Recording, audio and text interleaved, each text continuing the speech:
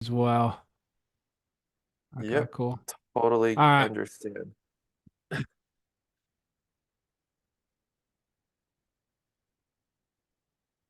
All right. Yeah, I'm good to go when you are. Okay, well, this is All such right. an interesting conversation. Yeah, yeah. So like I guess from my angle, brother, Yeah, I really don't fault like you in the end because like I really think, it was on Ohio State. You were selected. yeah, You shared your speech with them yeah, numerous times. yeah, You were openly posting about, psychedelic drugs, and how you wrote on it, and they let it proceed. And so like, and you've kind of won in a way that, while you were booed on stage and there was, international shame to the university, the crypto community has kind of rallied around you. Um, so I guess, like, that email that you got from the university, like it was from Ted Carter's office, and everything that I've reported has said that, you weren't on the list at all, and that it was Ted Carter who kind of like went rogue, as he's been known to do with the athletic director hire, and kind of found you. Do you have like any insight on how you yeah. were selected, or I like? I do actually, and it's really interesting because if you look at my entire Instagram feed, there's not anything about Bitcoin on there, right? I'm all Yeah, about singing, meditating. The first time I ever made one Instagram story about Bitcoin was on March 2nd. Okay. So I got the letter on March 8th, the email. So you would have to believe that they saw my one story on March 2nd, right? And then I posted yeah, a few stories, second, third, fourth, fifth, seventh, whatever. Because I didn't really get into Bitcoin until like mid-February. But it took me a couple weeks of just really digesting it and building my own conviction around it. And the first time I went public with one story was on March 2nd. So if you look at the timeline, what are the odds that they, didn't have a speaker, and based on one Instagram story, they were like, "That's it, that's the guy." yeah, And I actually never had any interactions with President Carter until Saturday night, the night before the commencement. We had a dinner, and I just mentioned to him, "Hey, what do you think about Bitcoin?" And he's like, "Oh, by the way, I'm on the board of a mining company." And yeah. I had no idea that he was involved with the mining operations. And from what I understand, he's more involved from a nuclear energy standpoint because he was an admiral, Yeah. nuclear aircraft carriers, but not necessarily from the other aspects of Bitcoin. And so I just think it's highly unlikely that they pick me because of Bitcoin. I do know that I've been on their radar for many years because I was on the cover of the magazine, right? The Ohio State Okay. magazine. Yeah. And, a lot of people were calling me self-promotional. I've been given, and then the other, I think, misperception is, the only thing I've ever given to the university, I haven't given a dollar yet in terms of, actual Yeah. donation. I've given away about, call it 5,000 bracelets at a few different events, Yeah. and I've given my time and my heart. Like Speaking that's of those bracelets, yeah. every graduate was promised one, right? Yeah, it's coming. We It's sent over because the codes. Yeah, we sent the codes over last Thursday. It took us a while. We had to figure out how to generate 12,000, unique codes, and then we yeah, sent it over on Thursday. Quite a few of the staff, because as you can imagine, they've worked their butt off the whole year. They were all on vacation last year, or sorry, last week. So I yeah. think this week they're just getting back into the office, and it's going to take them time to take the 12,000 codes, load it into the system, and test it and all that. So it's coming. There's no doubt it's coming. It's just a matter of time. Because you see, like, because I'm from Marion, brother, and Marion, Ohio. I really, not sure if you're familiar with the City of Kings, but like, you know, like con artistry is kind of in our blood. Like I always say, like if I wasn't doing Really? this, I'd yeah, Oh my gosh. I'd be running some Wow. sort of scam. And when I hear this, right, like to me, it's like on top of all of that, you promised these bracelets. Yeah.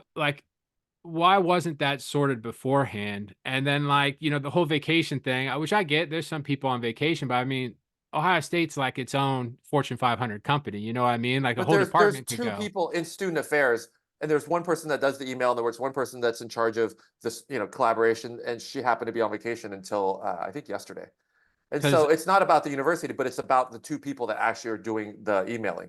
it kind of reeks of like, like delaying to assure that the cost to you is, I mean, because the further away you get, I mean, the less, the fewer people are going to redeem. I mean, when people hear, I don't think so because you know, the email is going to every person, right? So yeah, I don't but I think mean, when people it's not like hear, we're just putting it on Instagram and that's it, but we're actually like the university is emailing to every single person.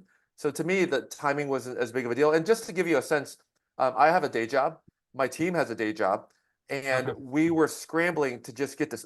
Usually most professional speakers get 4 to 6 months to prepare for a speech like this. yeah, I got the invitation on March 8th. I also have a day job because I'm building a real estate company. And so I did everything I could to get ready for the speech and to get, everything sorted. But there's just a lot of details, as you can imagine, to give away 12,000 bracelets, or not 12,000. We're giving away 4 bracelets per graduate so that they can give away to 3 other family members. And then they're also getting a deck of our question cards. So all that together, it's just taking us a little time to put it, we had to build a new SKU because we've never offered this type of product before.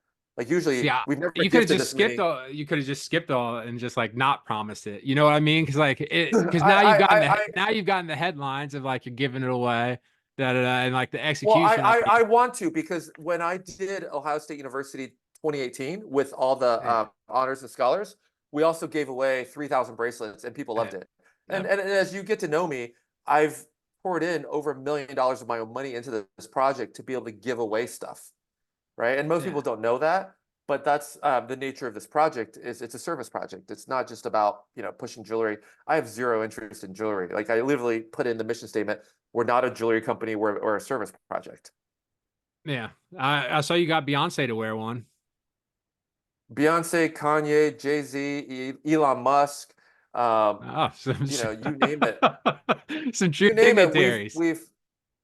The former or the current prime minister of Singapore got one. Yeah. Let's see who else. Like Melania Trump received one from Uh, someone at a hospital because she was at a hospital and then they were making them as a helper for the patients because the patients are going through a lot of hard times. yeah. And so they gifted her one. I mean, we've been all I mean, over the place. the markup has to be pretty good on those things, right? Like what like It I is and it isn't because once you look at the variable cost, it's only a portion of it. But you look at any product, whether it's PepsiCo or whatever, I think we're very consistent with anything else because once you add in all the overhead, all the labor, and marketing costs, because it costs money to get people to know about this, yeah. all of it together, we barely break even.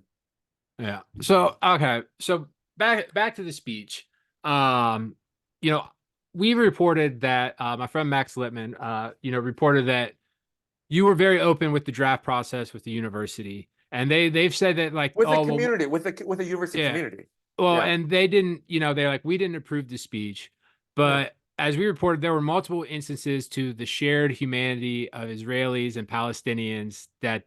that they weren't cool It with. wasn't, no, it wasn't them. Actually, the feedback was mostly coming from parents and some students, but it was mostly that. The main feedback that they gave me, they originally were saying, hey, we think a traditional speech will go better, right? Knowing our Yeah, audience. The challenge is I haven't given a traditional speech in 30 years. Like if yeah, you look at the body of work of what I do, I always get people to move around, right? Because to me, that gets the blood flowing so they can receive the message better.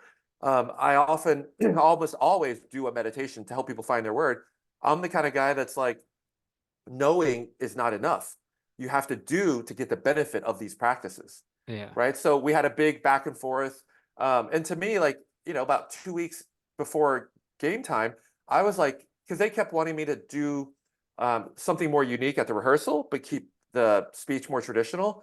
But I just couldn't feel good about that because that's not who I am. It wouldn't be yeah. authentic to Because my style. you were planning to take your shirt off originally, right? See, that's also a misreporting. So I was thinking of taking my robe off because I wanted the magic trick to not have sleeves. And so, Yeah, remember in my speech, I was like, don't believe everything you read in the media.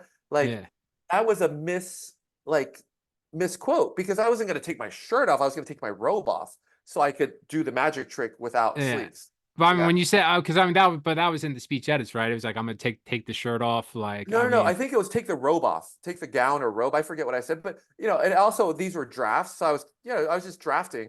And yeah, so, and also I think people like misinterpret and, you know, like, because I mean, I've talked to people. I broke my ankle and about 2 weeks ago, and my physical therapist, I'm sorry, my physician's assistant, was doing my cast, and he mentioned that he had 4 kids that graduated Ohio State. He was there. Um, he wasn't a big fan of it. I've talked to students who were just like outraged because, like, from their perspective, can you see that at least like you're invested in Bitcoin, right?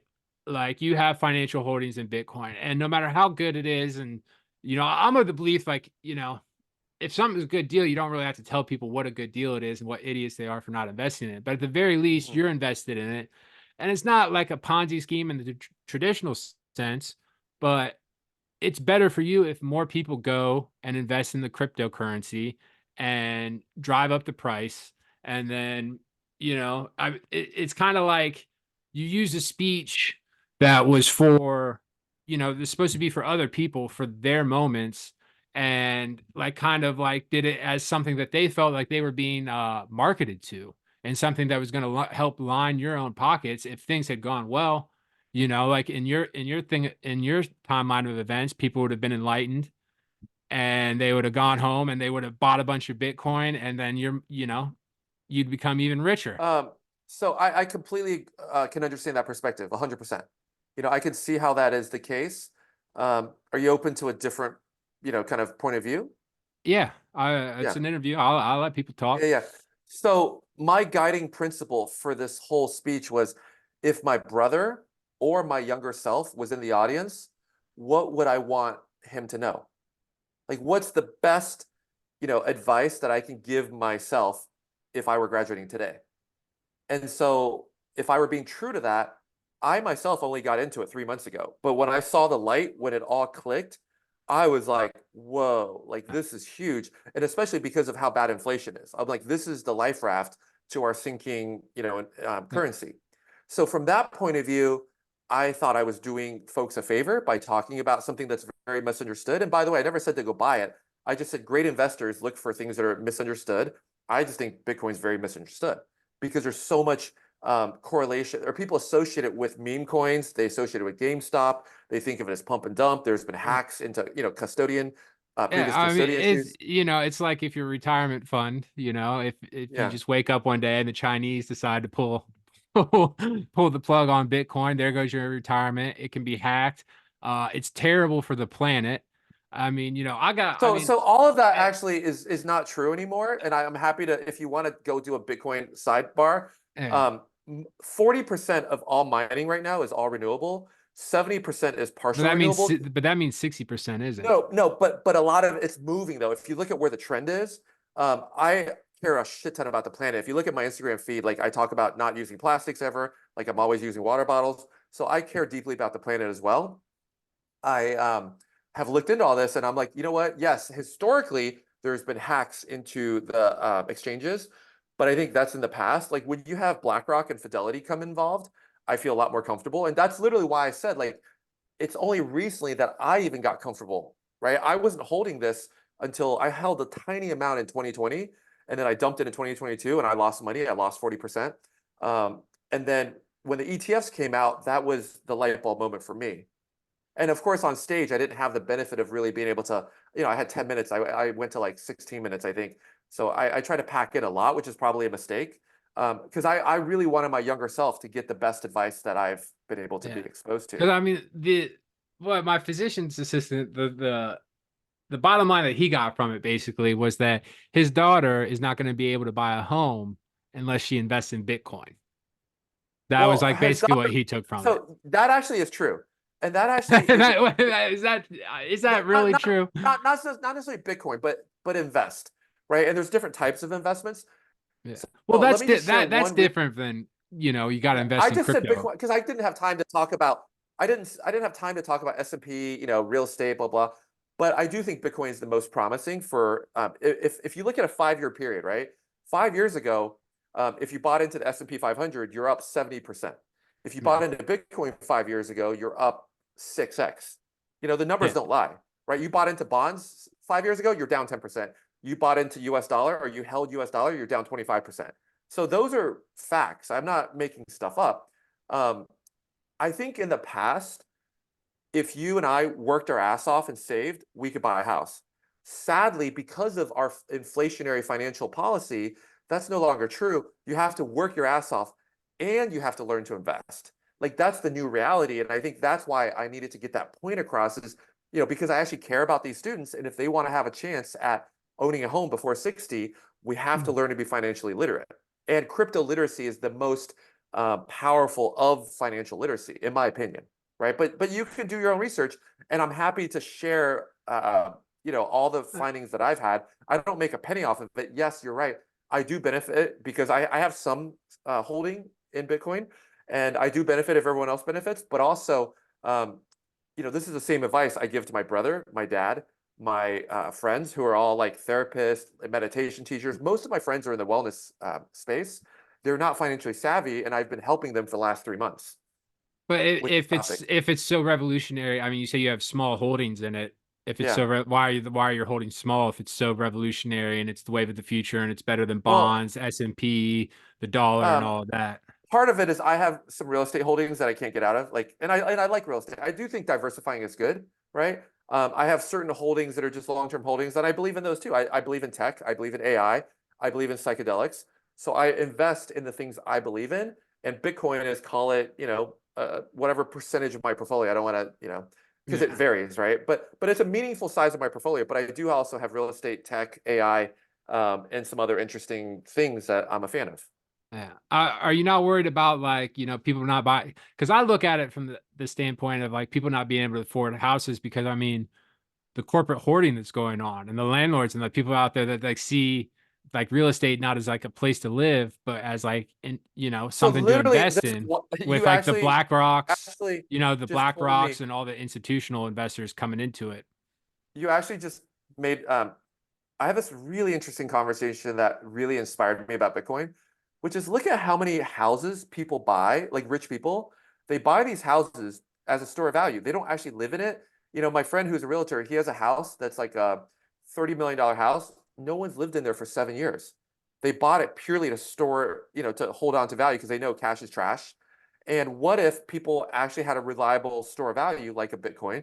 They could put the money there. They can actually free up the houses for humans to actually live in, and we don't build all these gargantuan homes that no one lives in, but purely as a store of value, Yeah. right? That's part of why I see the beauty of Bitcoin.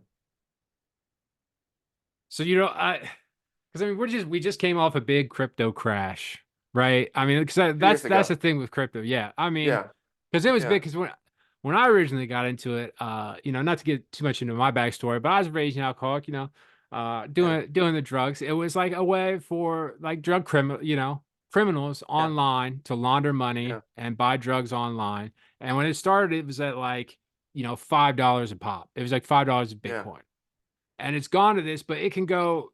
It can just the rug can be pulled out by the whales at any amount of time, and there's no I safeguards think, like we have in I other think, I think, institutions. I think the bottom can be pulled on any stock. You look at all these pandemic stocks, right? You look at like Peloton, you look at Zoom, all these companies did Yeah.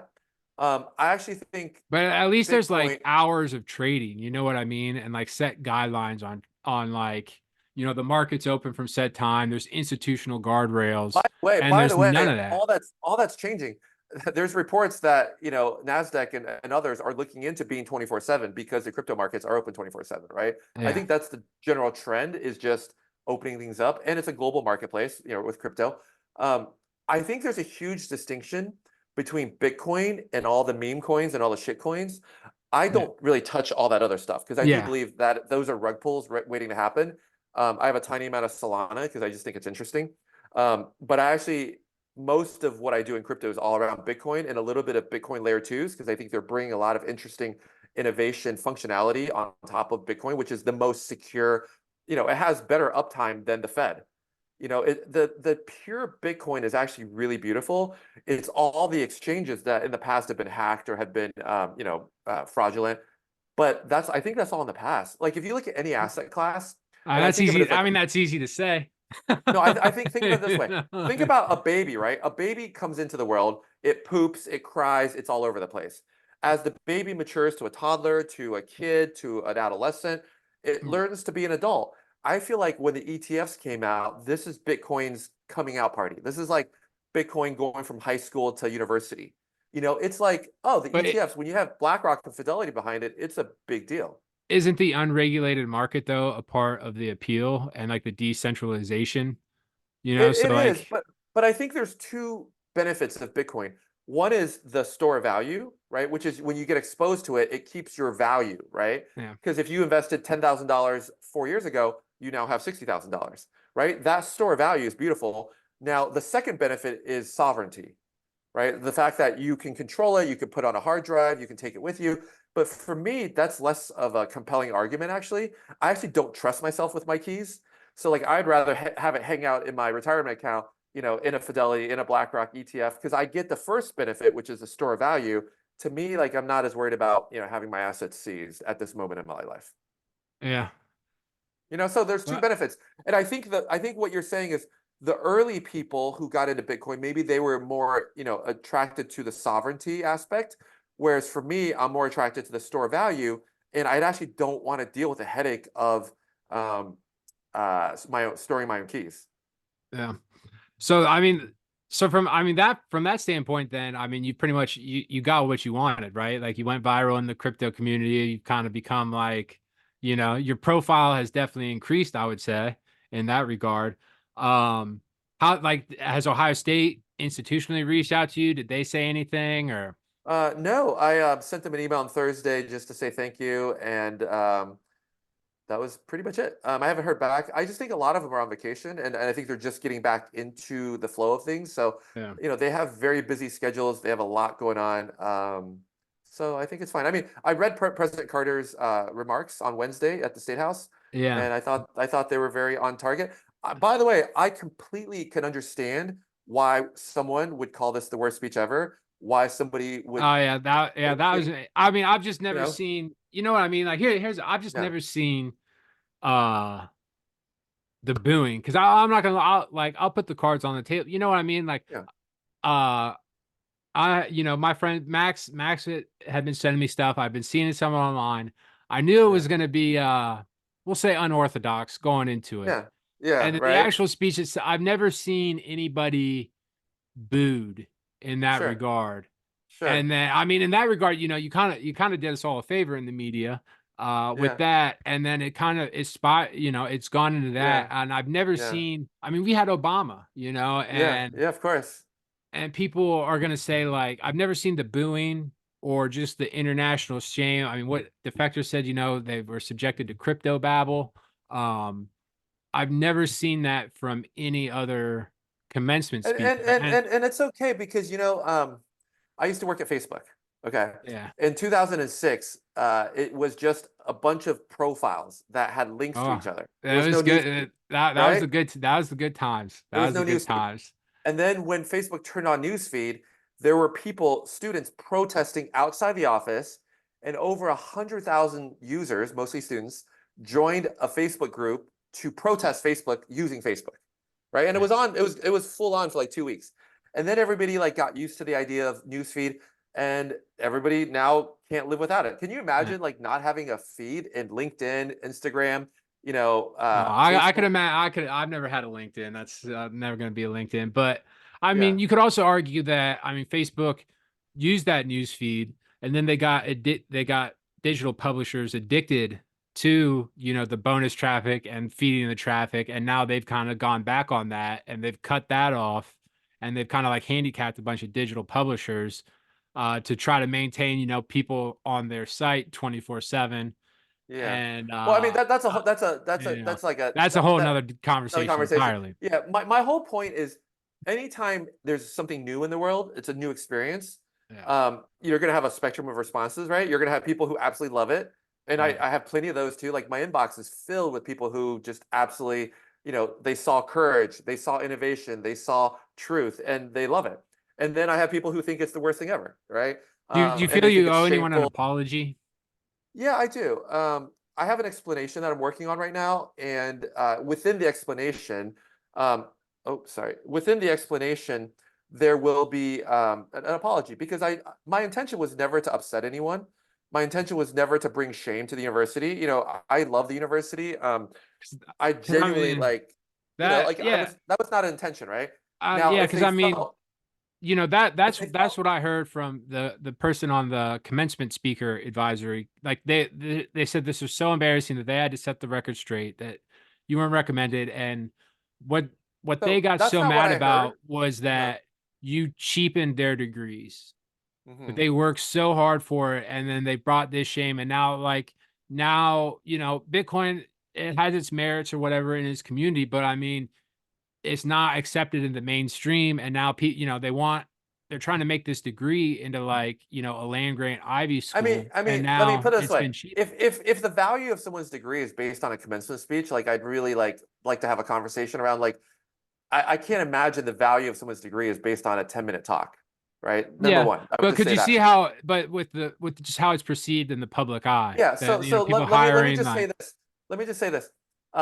If an employer is not smart enough to hire you based on you and is going to be judging you based on some random dude's 10-minute speech, I don't think you want to work for that person, number one. Number two, I think time will tell as people really understand my intention and what I was trying to do. I think more and more people are going to be like, you know what?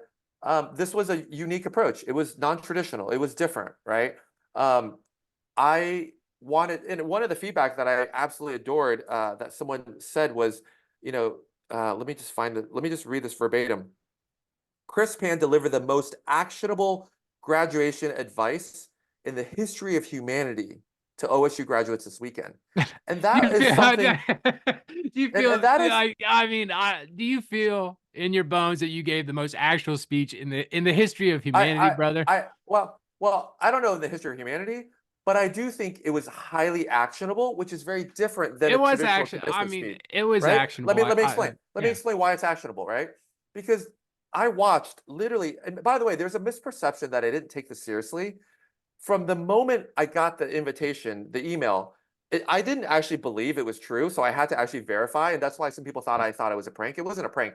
It was just when I got well, the if you email. didn't believe it was true, then it'd be some sort of prank. I mean, Well, what happened was it was a Friday night. I saw the email. I get a lot of emails, right? I'm busy building a couple companies. And it just said a special invitation for OSU commencement, something like that. And the first line was like, "Dear Chris, we'd love to have you as a special guest at our commencement this year."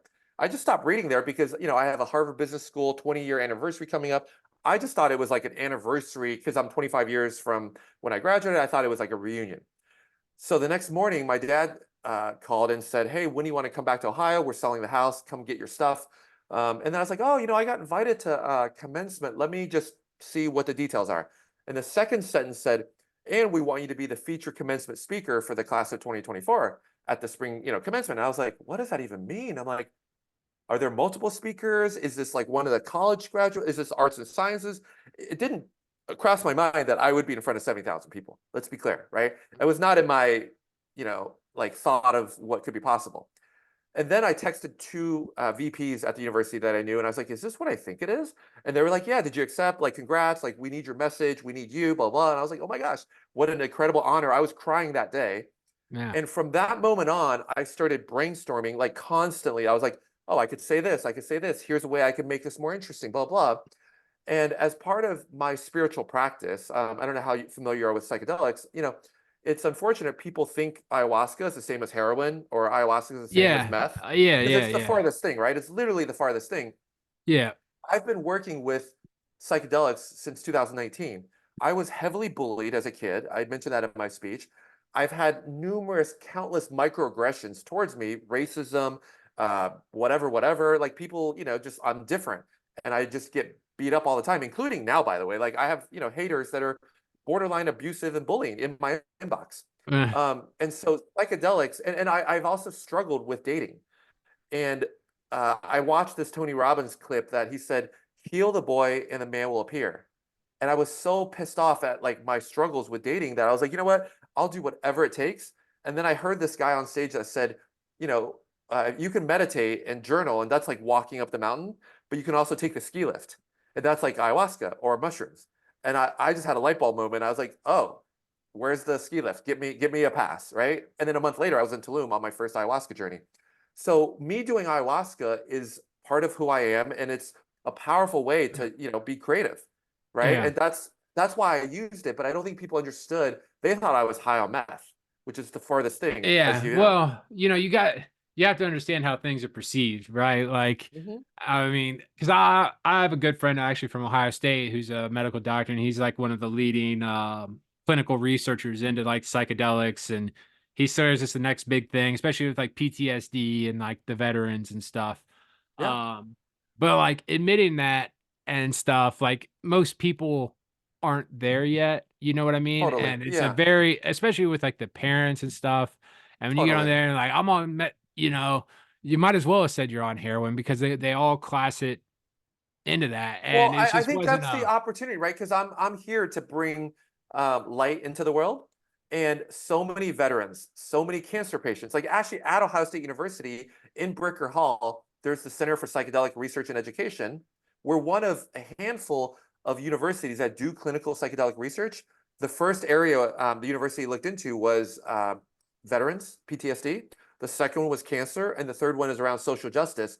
All of this is housed within the College of Social Work.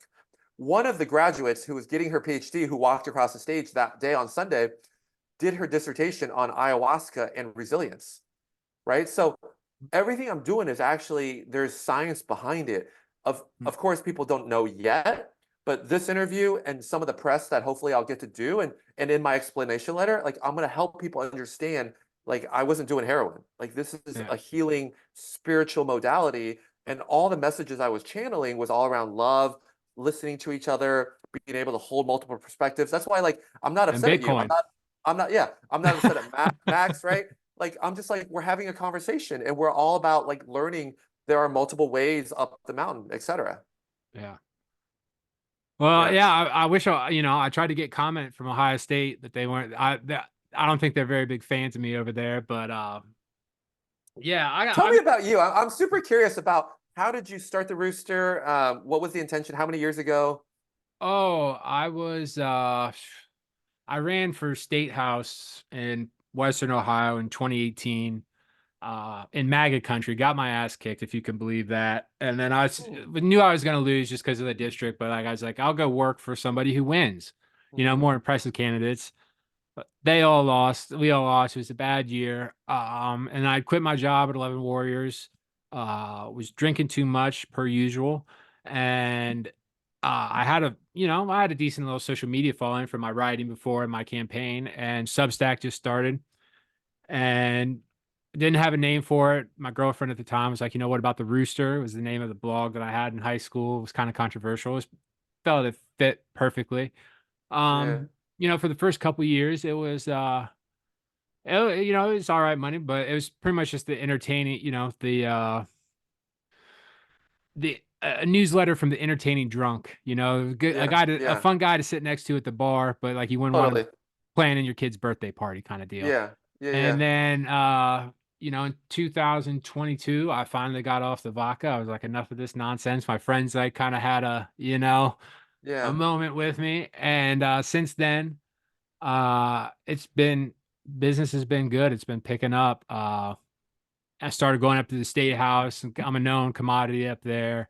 And What is your message to the world? Why is it called the Rooster, other than the fact that it was the name of your blog back in oh high well, school? that's literally the name. But the line that I give people is roosters are dumb barnyard animals that crow at all hours of the day. But like they will defend their turf until the death. Yeah. So it's kind of, and it's just good imagery, and What's I the like it. change like if you were, in government in office, like what's the change you would bring to Ohio? Well, right now the number one big thing would be the legislative fair districts, the redistricting process. The Republican Party's been able to. Ohio Hmm. passed an anti-gerrymandering bill in 2018. 70%, Yeah. might have been 16. I'm sorry, 16. 70% of voters voted for it. We're going to end gerrymandering. The Republicans came back. They pretty much rat fucked the entire process. And I'll contend Ohio is a red state, but it's not like Hmm. 70% super majority in both legislative chambers. And so there's currently Mhm. an effort to get another initiative on the ballot after we just enshrine abortion, legalize weed, um, to redo the redistricting process Yeah. in and basically take the politicians out of it so the politicians aren't choosing, choosing their own voters and eliminating that incentive and creating like fairer districts. And Mhm. I think that would go a long way. It wouldn't be utopia. Um, but other than that, it would go a long way on the state level. And then other than that, I Yeah. mean, the joke that I tell them up there, in China, you can go from Cleveland to Columbus, that distance in about 40 minutes for $5 on a high-speed train. You know what I mean? We Yeah. got abortion, we got the Yeah. I don't even smoke weed anymore, but got that, got the sports betting. If we had the high-speed trains, I'll start voting Republican. I'll got to get my the taxes for this us small business owners down a little bit. Um, but yeah, Ohio's a mess. There's no one legislative fix. Even Yeah. though the redistricting would go a long way, and there's no Yeah. one person that's going to solve it. It's basically, we're the most corrupt state in the country because people just fucking tolerate it. Like we just What? tolerate Really? it. Oh my Oh, we gosh. accept Uh, it. Wow. Like Larry Hot, like, you know, when I ran, there was it was the electronic classroom at Tomorrow, ECOT, was this online charter school. Um, it was funded by, it was run by this guy, Bill Lager. It was an $800 million swindle, basically. And they were lying about enrollment, double enrolling kids, inflating kids. And then, like, it went to the top. Wow. The governor was in it. The state Senate president, John Husted, was in on it. And, everybody greased the wheels. And then as soon as the state was like, you know what, we're going to have to look into these numbers, they closed up shop, threw tens of thousands of kids out on the street in the middle of the school Yeah. year, Yeah. disappeared, and the guy's like living down in Florida right now in some mansion. And then that next election cycle, every key political player that was involved in that scandal, we Wow. promoted into office. And then the Larry Householder issue with the largest bribery scheme in state history, $1 billion extortion scheme, First Energy, Larry Householder went to all the way to the top of the governor. Um, you know, Wow. People just accept it because it's just like From politicians think it's from normal, from and we from just an take it. outside perspective, this morning I was meditating and I see the rooster as a wake-up call. Yeah, I mean that's what I try to do, and it's just I try to inform people of the the politicians and stuff. Like I hate the focus on national, like the presidency and the perverts in Yeah. Washington D.C. It has very little to do with what's actually going on in your state government, your local Yeah. governments, Do, and do you you know, think that that my speech could be a bit of a wake-up call as well? As I talked about inflation, as I talked about, what's wrong with our monetary yeah, system, mental health, like because I well, actually think when I thought about our conversation, I actually think we have a lot more in common than we think. Because the rooster to me is a wake-up call, right? That's yeah, literally what a rooster does. It wakes people up in the morning.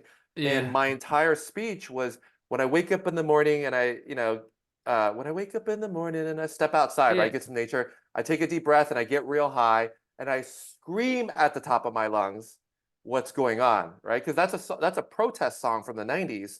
yeah, And I put that in there because I did want people to start questioning like what's going on. We just yeah. passed I think, 95 billion yeah, dollars of military aid to, that's escalation. That's not de-escalation of a global conflict, right? That yeah, puts us closer to World War III than further apart. Why out of $95 billion did we not pass a billion, 1% of it, for teaching meditation, trauma healing, psychedelic, research, like things that actually bring us to peace? I believe we cannot legislate our way to peace. We cannot legislate our way to honesty, to truth, to kindness, to a harmonious society. The only way we're going to get to that is when we heal, when we work on the heart, right? And so that's why most of my body of work for the last 10 years is the emotional release, letting our voice go, right? And also the setting of intentions and getting quiet and getting to know ourselves. And so that's, where I see a lot of commonality between us. yeah, yeah. I can see. Yeah, I mean, definitely, but like with the speech, like if you would have just like said stuff like that, or like left out the Bitcoin, or like the stuff about SSRIs, like SSRIs like saved my life, and to have that equated to Yeah. like singing Sorry. or like Sorry. Lithuania, Yeah. Well, like I think it was taken a little bit maybe out of context, and I didn't have enough time. I had 10 minutes, right? My yeah, point, my bigger point is this, and this is I'll put this in my explanation later. When I was at Harvard Business School, I took second year marketing, consumer marketing, super popular class. The most memorable case I did was Prozac. Pfizer built a website that had a survey, and they tweaked the survey in such a way that if you just had a bad week, you probably be okay if you just had a couple good conversations, go to nature, meditate, and maybe sing a little bit. You probably be okay. But of course, their survey is going to prescribe medication. I believe that out of the spectrum of people taking SSRIs, for example, there are definitely a portion that absolutely need it, without a doubt, right? I'm not arguing that. But I do think there's a number of people who take it who could be okay if they did singing, meditating, walks, dancing, community, because imagine for most of humanity, we didn't have SSRIs we had plant medicine, but we didn't have all these pharmacologically, synthetically made chemicals, and we made it just fine, right? So what my uh, whole point I was, mean, if we made we it just weren't. fine, there wouldn't be a market for it. No, but I You think know, I think that's I mean, capitalism they at were work to drinking, some extent. they were drinking in their office at 11 a.m. like they were on Well, Mad well, I Men. think they were using alcohol. They were using, but I also do think they had peyote, they had ayahuasca, they had mushrooms, they had different things. I'm just saying, you know, I think I think a lot of my friends, we think SSRIs are needed for some people, but it's also overprescribed. And there's a number of people we can help with natural, free activities to help them feel better. That's my Yeah. thesis, All right. right? I'm Well, not I'm not bashing. And by the way, my ex-girlfriend I dated for 5 years, she was on SSRIs and mood stabilizers, and I yeah. saw firsthand the devastating impact it had on her because she would feel like she wasn't herself. She got more depressed. She felt numb. So I'm not coming at this as a complete stranger. Like I've had close people to my life who have struggled with this. Yeah. You know, yeah, I mean, they were for me because I mean, when I got off, I still had like the anxiety, and I was quick to anger, flash, of course, of course. Well, and have you ever considered psychedelics? Have you ever considered working with plant medicines? yeah, I just, it's just better for me if I just stay off the drugs at this point. Yeah. Well, I think there's Because drugs and I there's that there's plant you medicines, know, right? yeah, Because I work with it regularly, and I notice even to myself, and also this is the same for meditation. So my meditation teacher, his name is Light Watkins, and in his training, he says when you get serious about meditation, your first couple weeks, you're actually going to feel more anxiety, and what is happening is the anxiety that's deep in your body is getting released. They have this phrase called "feel it to heal it," and as you tap into that, because all we are is energetic beings, right? Anxiety is a low vibration. Love is a high vibration. As you push that low vibration out of your body, then what's left is harmony, is peace, is joy. And so the work of meditation, it just takes more time. And also the work of an ayahuasca journey, because all that purging we do in ayahuasca, it's like, and it's all negativity leaving the body. By the time you're done the next morning, you feel so much lighter and you just feel like bliss, but it's deep spiritual surgery. I'll have to talk to my wife about that. I'm happy to talk to you. I'm happy to talk to anybody. I'm happy to have a Q&A, Yeah, but it's research backed. What I'm saying is not just me making up. There's a ton of articles online at Ohio State University. There's a guy named Dr. Alan Davis who is absolutely like my hero for what he's brought to the university and what he's doing, because I think he's going to revolutionize. By the way, psychedelics have been around since thousands of years ago, yeah, right? yeah, It was a particular president in 1970s who did two things: banned psychedelics and took us off the gold standard, right? The yeah, two problems I'm most upset about are literally these two things, right? Because psychedelics offer a lot of healing. And if we had a hard currency, not a soft currency, I don't think we would have so much inflation, debt, and debt causes stress. I mean, debt is literally a persistent stress, yeah. right? If somebody has That it credit card is. debt, which is why, I mean, there was a paragraph I was going to put in there, but I had to take it out because I just ran out of time. But half the things we buy, we probably don't need. We're trying to impress people we don't care about.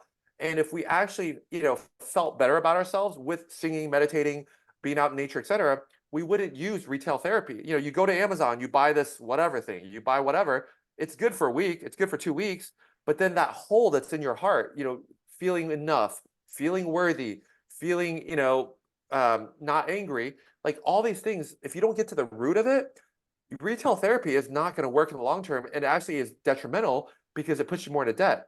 There was a staff member who is actually in the office, a very high office in Ohio State. She messaged me on LinkedIn and she's like, you know what? I've been struggling financially, and I love that you're about to talk about financial freedom, because I got myself into debt during the pandemic. I was feeling really shitty and I bought all this stuff I didn't need, but now I'm in credit card debt. Help me get out of it. Right. So those are the kind of conversations I'm having. Mm. Like I'm genuinely, that's why like people thought when I put LinkedIn and my LinkedIn and my website and my Instagram on the thing that it was like very promotional, right? And I could totally see that. And even, now looking back, I watched the speech again. I'm like, yeah, you know what, that was probably a little promotional. But from my point of view, I genuinely want to help because I love talking to people, as you can tell. Like I love sharing knowledge. So I really, and actually my LinkedIn and my Instagram, I have tons of people that there's one person I'll probably hire actually, because we really resonate. There's other people I'm genuinely helping. And so to me, that's very authentic. And I do corporate speeches all the time. I get paid 15 to 30 grand a speech. I'm actually flying to Atlanta tomorrow because I literally, because of this speech, I got invited to do a training for a bunch of billionaires and CEOs.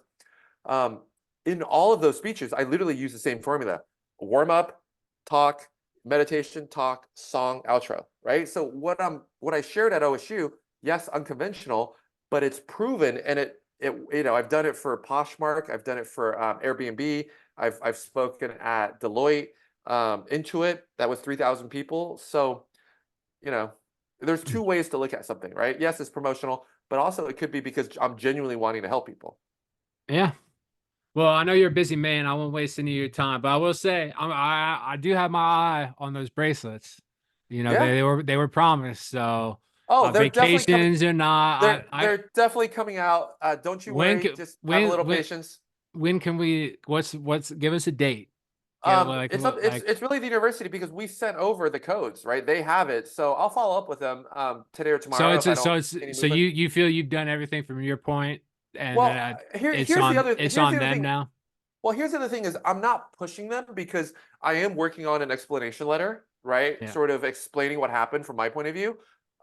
So if they end up waiting a little bit, I'll probably have a first draft. I'm on a plane tomorrow. So yeah, I'll have a first draft of that speech, or not speech, sorry, that letter, probably by end of tomorrow or Thursday. And I'll put it out there. And hopefully I'll have it done. And then when people go to order their bracelet, if they want underneath it, they'll be able to read, my perspective. Because I genuinely wanted to impart actionable wisdom. Most speeches, I've talked to so many people, and they say, I can't remember who even spoke at my commencement. I don't yeah. remember a single thing from my commencement. Right? To me, that's a Would, waste of would, my time. It's a waste of their time. would that have been better though than thousands of No, people feeling you no, no, no, hell no. upstaged them Because moment? no, because I think time will tell, right? Like in Carmen, Ohio, like time will tell something, something. I Yeah, think, yes, in the moment it was jarring, and I can totally understand that, and I will apologize for that because I could have done a better job of preparing people for a non-traditional experience. I thought I did that, to be frank, because I kept sending out my drafts. So people knew there were songs coming, people knew there was Bitcoin coming, people knew that it was coming. yeah, Um, but I do think, like, I'm not apologetic for what I did in the sense of I spoke my truth. It came from my heart. I was genuinely trying to help people. I felt somewhat misunderstood. And I think as people really, if they're open-minded enough to hear my side of the story, if you will, I think they'll realize that yes, it was unconventional. It could have been better. But if you actually do the three things I talk about, which is go learn Bitcoin, not buy Bitcoin, learn Bitcoin, right? Do your own homework. And I'll actually put some articles on my website where I'll like try to break it down for you based on what I'm seeing. If you actually start singing, because singing is one of many modalities for emotional release, but singing is the most underutilized one. And if you actually start setting intentions and taking 5 minutes a day and just asking yourself, like, oh, today, like, how do I want to show up? Do I want to be more kind, more compassionate, more patient, right? And if you start practicing those things, I know for a fact in a year, 2 years, 5 years, your life will be so different. Like my life has been transformed by all the three things I just talked about. yeah. And, and But then you can feel couldn't my they say energy. that? that ultimately your life was transformed by like getting lucky with Facebook? No, because I actually said at Uh, the rehearsal, I had more zeros in my bank account than I've ever imagined, and I was more depressed than I've ever imagined. There yeah. are so many, go to Beverly Hills. I actually have a But it's friend who because you, of that, but because of those zeros though, you're able to do what you're doing now. yes, because of those zeros, I made the choice to invest in myself, right? I could have just gone and partied and, pop bottles at nightclubs and just whatever. But I realized that was not going to lead to ultimate fulfillment and happiness. And I took a different approach, which for the last 10 years, I've done so many workshops, trainings, medicine journeys, read books, talked to people, and actually in the act of helping people, I've literally helped millions of people through my project. I've personally helped probably tens of thousands of people because I've literally over 10 years made over, I don't know, I can't count anymore. But every time I help someone make a bracelet, find their word, I'm like, oh, like that's what you're, struggling with. And I get better at it, right? It's like that 10,000 hour rule. I've done 10,000 hours of helping people with their word. So I feel like I can quickly help someone. I mean, if you want to try, I mean, what if I were to gift your word, if you were to order a bracelet, what would you pick? Oh. Since you're so excited I about the bracelets. Yeah, I'm not upset about I'm just it was promised because like that from my angle that's going to be the No, no, topic, no. du Let's jour. say I will. I can guarantee by the end of this month, absolutely, there will be a bracelet in every hand. And if not, I will personally figure out how to get it out there. Like I'll do it. But the universe will take care of it. But I just want to know, like for you, if I help you find your word, what would it be? I don't one single word that's tough, I don't I'm like, What's the biggest challenge in your life right now? If you had to say, like, fill in the blank, right? The biggest challenge I'm facing right now is blank. the biggest challenge is right now is dealing with what's next for my business. Like the hard part's over for it and Okay. it's growing it and it's away. Yeah. Um and building it long term and maybe having to do it What what's from your outside the country. what's your 3 year, 5 year? Why do you have to do it from outside the country? Uh well, my wife and I have talked a lot about moving to Ireland. Yeah. Wow, that's Yeah. amazing. Yeah. Okay. Yeah. So Yeah. so figuring that What's and your three to finding a five placement year vision for the rooster? 3 to 5 years from now, I mean, I want to have a couple more people like me up at the state house. I'd at least like to have one in Cincinnati and Cleveland, and ideally just Hmm. kind of, building that brand because the way I look at it is, 20 years ago I'd have been working at some, you know, uh newspaper, doing pretty well, Hmm. filing my little stories, and those are just going away. The Hmm. C-suite suits, the private equity, they've come in, they've stripped these places. You know, the traditional media now, I mean, I probably make more money than all of them, unless they're like higher Wow. up. Wow. And I'm just a believer of like the idea that people are always going to want to know what's going on in their town or powerful people doing bad things. That is Yeah. never going to go away. And Yeah. it's better for writers and stuff to just go out on it, go out on their own now and build their own brand Yeah. rather than, Yep. go work at these, the dispatches or the plane dealers where this, you've done everything right. Your site is making money. It has hundreds of thousands of viewers, but because all this money got sucked up into the middle management and the It's C-suite unfortunate. I hate it. and I people that absolutely hate it. don't have a respect for the industry. Um, Yeah. so in 10 years, it's like I don't have a peer right now. I don't have a competitor, and if I just keep building, then 10 years, it's going to be a lot bigger because there's just so much room to grow. So the biggest thing on my mind, or it sounds like on your mind, is how do you scale? How do you take it to the next level? Right. And the intention, is it to like share more truth in the world? Is it to Yeah, get people to think? Is it to awaken people? Like, what would be the intention it's just that you want to bring, with this it, project that you have? it's like I told the Wall Street Journal a long time ago. I have a reputation for enjoying serving shit cocktails to the rich and powerful. Um, and like to me, that's the name of the game. Like in this business, like you have to be combative. You can't really make friends of these people. Um, like I just feel like we're living in a golden era of corruption, and I don't think it's a Yeah. coincidence I'm that it's with you. coincided I'm with you. Yeah, I'm with the with you on all decline of with that. the decline of 100%. newspapers. So really, I Yep. just try to show people who their opponents really are, and do it in kind of like a humorous way that'll make it laugh. I know like Mr. Beast and all those guys, like the big YouTubers, like they actively work to strip their work of personality. You know what I mean? So Hmm. that they don't want to show any personality at all. Because the way they look at it, if I show personality, somebody might not like it and they're not into their video. Me, Hmm. I'm too late in the game for that. So I I am who love I it. am. Yeah. I'm definitely going to alienate some people, even some people that politically agree with me. Are like that guy, he's an asshole. Well, Um, I think you're authentic, and I think I am too. I think that makes two of us, two authentic people speaking their Yeah. truths. Well, we're gonna see. You got to get those bracelets out, brother. That's the It's final definitely coming out. test. There's no doubt. Let me just Because say you one got more to thing is, see it. You got to see it from my angle, though, right? Because like, yeah, we wrote this whole thing, and then like, yeah, if they don't even, you promised the bracelets, it's coming. and like when It's I hear coming. that, they should have been, handed out, on their way out the door. Well, Now I there's think QR codes. We've got QR I codes think involved. We got, people got to no, no, no, order no, them. not QR So codes, not QR codes. There's codes, right? Because you can imagine we don't want random people to come in and get a free bracelet. We can't afford that, right? yeah, It's a huge amount of money. Like it's over $1 million of retail value. Probably it'll end up costing me somewhere between a quarter and $500,000 of like actual costs. yeah. Like I have to buy the materials. I have to hire someone to hand stamp 60,000, 70,000 bracelets. That's no trivial joke. Well, It's a lot. are you familiar with The Office? Yeah, of course. Like the Scott's Tots episode.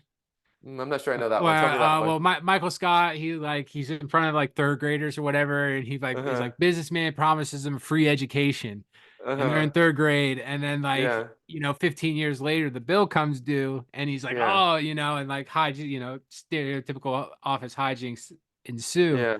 and I Yeah. mean that, I mean, you're talking about costs and stuff now. Like, I mean, those, how much it costs to make all these, and so I feel like kind of like a promise was The made. shipping, no, it's happening. I don't know how many times I have to say it. The university has all the codes. We sent over 12,000 codes. Originally, I wasn't even going to pay for shipping. I was just going to pay for the thing, and I wanted people to have some skin in the game. It'll cost us $6 per package to ship it to Ohio. I'm Yeah. even going to cover that. Okay. Like it literally does cost. Like Amazon, has free shipping because they have such scale, right? They're able to do that, and you pay the Prime membership. But for a small, not a small, but like for I guess we're a small business. We're not Amazon, right? Yeah. For us, it's literally at least $6 per package. That's not including then the bracelets, the packaging for the bracelets, hand stamping it. Yeah. It adds up. So I hope it's not lost on folks. And I will say that I did ask President Carter at the dinner, how did I get picked? I asked a bunch of people, how did I get picked? Because I'm also confused, right? I'm not LeBron, I'm not Yeah. Obama. And he said that, every year they have a different theme. And this year the theme was an alumni. They wanted a graduate. And I guess in the art, he didn't say this to me in person, but I read in his um, Wednesday thing response that I've been on their radar for multiple years, which I believe because I've literally been on their radar. Like the alum, because if the question is which alumni is doing great things in the world, all they have to do is look at the alumni magazine and pick whoever's been on the cover. And so Yeah. I happen to also be a speaker. I bring some innovation in Silicon Valley, tech mindset. I'm Yeah. different than the average person in Ohio, which also, it can be a good thing and a bad thing because I can bring a totally fresh point of view. Um, Do you think so do you think Carter regrets the decision now? Like, do you think he would do things differently if he knew how it turned out? I don't know because I'm not Carter, but I would just say this. I think we're still early in this, you Yeah. know, like let it breathe, right? Like let's get the bracelets out. Let me get my explanation out, right? We're still Yeah. like we're still in the, like I'd say we're in the second inning right now. And this is gonna to me, I didn't go give a speech. I wanted Yeah. to really change the world. I wanted to really awaken people to how much of a disaster our financial system is. I wanted to awaken people to the healing powers of psychedelics. I Yeah. wanted to awaken people to the healing power of singing. And I wanted to awaken people to the power of setting intentions. Yeah. And so I definitely did not expect it to go this way, right? Because Yeah. I But thought I thought people were gonna love the singing and the movement. People would make videos, yeah. and that's what we go viral was like the uplifting joy. I didn't realize it would be booze and drug fueled whatever. But I think it's turning, right. And if you look at there's 30 some articles already written, and I haven't even hired a publicist yet. And initially, it started with your article, right, and the New York Yeah, Post. So it kind of took it to the worst. But if you actually look at the coverage, it's really starting to turn. And yeah. so I'm 'Cause optimistic. that was the one bit of feedback my physician's assistant had in the past. He said there was no build up to the singing. He's like, if he's like, it was just like there was some speech and then boom, we're gonna start singing. And he's like, you gotta like I build know. people up to that I know. moment. I know. And I also, just beg for forgiveness and a little bit of grace, right? This was my Yeah. first commencement speech. I was very ambitious. I shot for the moon and then I landed on the stars, or vice versa. I Really, respect that. I respect it from that you know what I mean? perspective. Like, I really, and so like some people are like, why didn't you talk about courage? Why didn't you talk about taking risk? I'm like, talk about it. I demonstrated it. Like Yeah. think about it. Like I demonstrated authenticity, sticking to my values, sticking to my guns.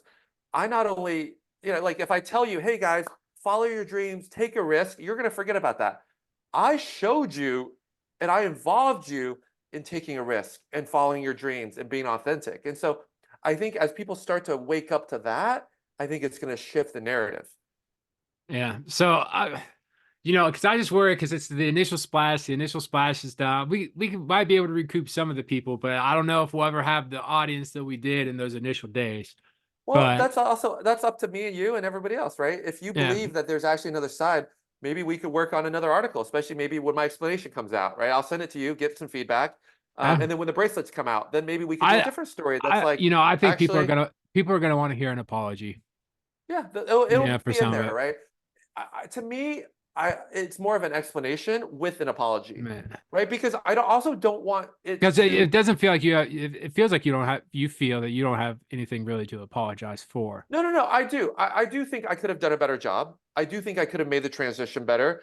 And I do apologize for the people who, really wanted a traditional speech because I didn't give them what they wanted, right? And it's interesting because now the last song in my explanation might be You Don't Always Get What You Want, but You Get What You Need by the Rolling Stones, because that's also been a theme in my life, which is oftentimes like I wanted to get to Ohio State Med School. I didn't get it. I went to UC, but then I realized med school's not for me. And so like I'm so thankful I didn't get what I wanted, but I got what I needed. Yeah, There's been so many moments in my own journey that I didn't get what I wanted, but I got what I needed. And it then propelled me to the next thing. So my hope is, some forgiveness, some grace, and a little bit of open-mindedness, where even if they hate my delivery, they don't throw the baby out with the bathwater, which is I really did give great suggestions for learning about yeah, Bitcoin, learning it to sing, and setting intentions. I think those are going to be timeless things that in 5 years, when Bitcoin is worth $1 million, they're going to look back and be like, oh wow, like he really spoke truth, you yeah. know? The psychedelic stuff will age well. We'll see. Bitcoin, I'm a little more skeptical on Bitcoin, but And it's okay. the I'm psychedelic totally stuff okay. will age well. I'll give you that. Yeah, I just think So, it all will age well. And in 5 years, like I do not want to be at tension with the OSU community. This is my family. Like it's weird, right? yeah.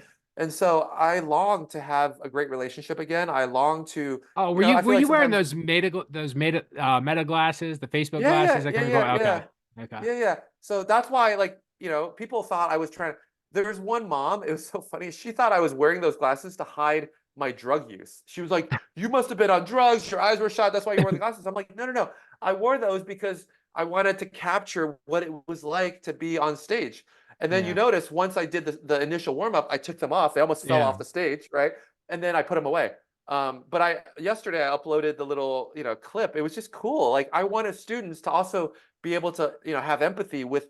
It's no easy feat, number one, to get in front of 70,000 people, even if it was a traditional speech. I Hmm. made that challenge 10 times harder by daring to do a non-traditional. I thought of it as a halftime experience. No one's ever done that in the history of commencement speeches. I'm already getting people who are like, oh my God, I think you just created a whole new way of doing, you like gave permission to people to innovate on the traditional commencement speech. So I'm also curious to see as we go forward if people start doing more interesting things. Like where in the Bible or where in the Torah or where in the Quran does it say thou shalt only do traditional commencement speeches? Show me, right? Like show me where in Anywhere does a speech Well, have to be yeah, follow your dreams, pursue your passion. Here, let me tell you when I follow my dreams, and God bless everybody. Like, tell me where in the Bible that's the rule. yeah. Well, I don't really think the Torah, the Bible, or the Quran are really. I think commencement speeches are kind of down the pecking order on what they're dealing with. But But you know what I mean? you know, Like where in our culture, like people talk about brainwashing, I am brainwashed. Like I've used ayahuasca and all these modalities to clean myself of these rules. Like if you ever watch The Matrix, I don't know if you're into The oh Matrix. yeah, Yeah, right? Like as you go down the rabbit hole, you start seeing how we're programmed and conditioned and boxed, and we're in this little cage of like, thou shalt do this, thou shalt not do that, thou shalt da da da, right?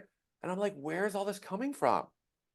Right? It's all just like programming to keep us in control. I love the Apple 1984 commercial where that woman was like swinging the sledgehammer and woke everybody up. And that's like what I'm trying to do with my speech and with my, yeah. every moment of my waking energy is just, I'm trying to help people have true freedom. When you don't care about what other people think, I mean, you don't want to piss people off, but you do what's in your heart and you do what you believe is right. Like imagine a society where we all, like you think about the iPhone, right? Here's an iPhone. You have hardware and software.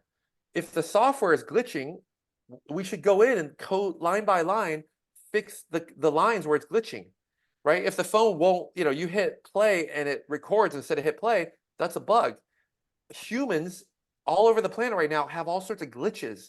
We're getting anxious, we're getting depressed, we're getting triggered, we're getting angry. Those are all lines of code that are bad. Psychedelics, meditation, singing are all ways we could fix that code. Mm. Well, we'll see what wins in the end, brother. I gotta go get my hair cut. So I appreciate the time, the candor. Yeah, I Feel appreciate free to you hit me being up. flexible.